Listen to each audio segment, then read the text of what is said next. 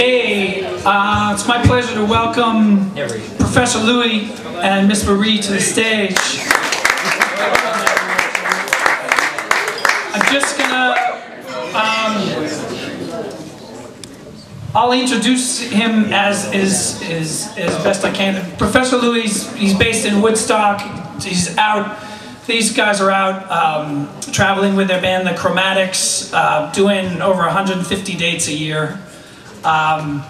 In the US, Europe, you can fill me in on some of the more of that. But Louie has produced and recorded with on the last 3 albums of the band.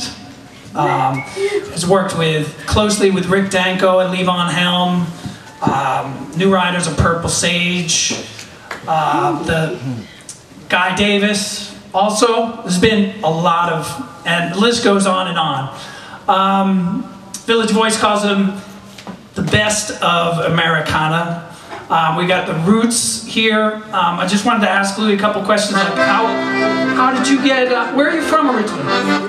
I was born in Peekskill, New York, not far from here. Okay, stay, yeah. And then moved into New York for many years. Right, and you're now based in Woodstock? Right near Woodstock, yeah. Yeah, and he's running a recording studio out there too.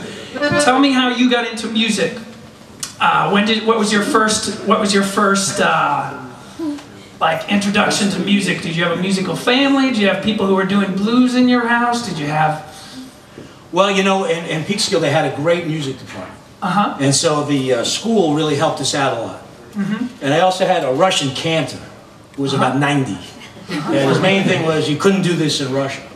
So I went to Russia to find out what you couldn't do. Wow. At least 4 times. But he was a big influence on singing, you know, because you know, they couldn't sing there, they would be killed and things like that. So when he came here, he really belted it out and tried to portray to us how to sing and be original and do our thing. So between him and then across the street was a gospel church, so I'd sing with him and then go across the street and play organ for the gospel choirs and learn all those roots. And then at the school, they had all the jazz things happening.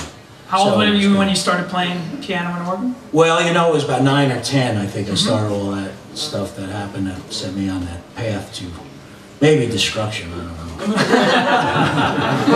And how was it that you discovered or ran into Rick Danko and Levon Helm and started working with the band and all those folks?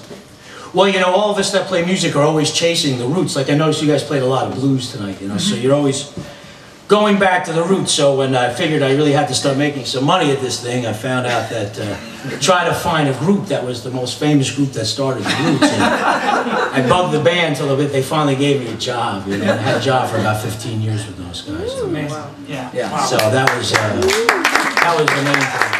Great.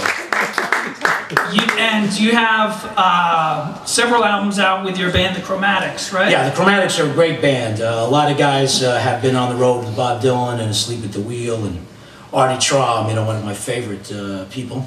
Yeah. And so the group is fantastic and we're on the road all the time. We're getting inducted into the Blues Hall of Fame up in Canada.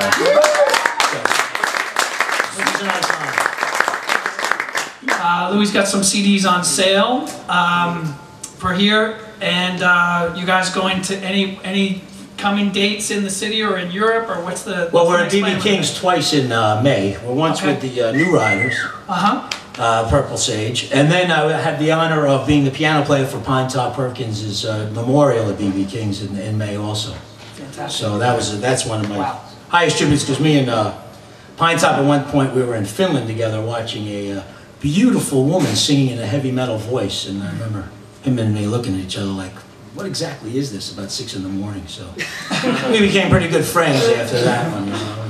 But we had played many shows together with the, you know, Willie Big Eyes and all them. Great. Yeah.